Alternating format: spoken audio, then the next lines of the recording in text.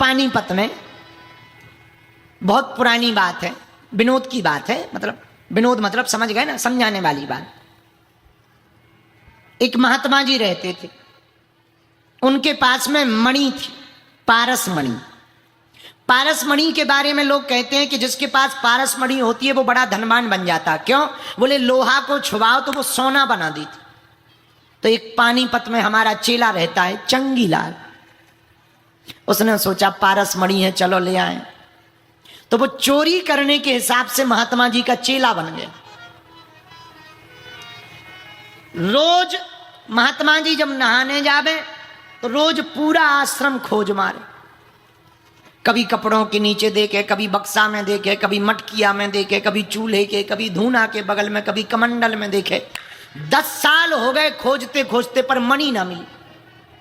तो उसका दिमाग खराब, उसे लगा ये झूठ बोल रहे हैं, इनके बारे में झूठ चर्चा है। तो एक दिन महात्मा जी ने ही पूछ लिया, क्या बात है बेटा, हम नहाने जाते हैं तुम कपड़ा बिखराने लगते हो, क्या बात है? बोले गुरुजी कुछ नहीं। अरे नहीं बताओ गुरुजी, हमने सुना है आपके पास पारस मणि है। बोले बिल्कुल है। बोले महाराज 10 साल से हम खोज रहे, आज तक दिखी नहीं है। हमें लगता है झूठ मूठ का प्रोपोगंडा बना रखा है लोगों को आकर्षित करने के चक्कर में। अरे नहीं है, कहाँ है महाराज? है तो दिखाओ। बाढ़ में गई सेवा। और हम सच सच बता दें, हम कोई चेला वेला नहीं है तुम्हारे, पक्के चोर हैं और चोरी करने आए। अब बताओ मणि कहाँ है? महात्मा बोले इधर आओ। हाँ, वो जो लोहे की डबिया है उसे खोलो। है फिर तो नकली है।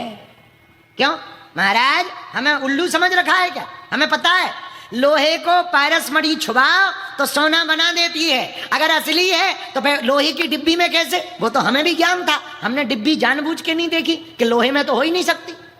महात्मा बोले खोल तो ठटरी के बड़ी। चूंकि पानीपत वाले सुनते तो बड़ी देर से, बड़ी मुश्किल से।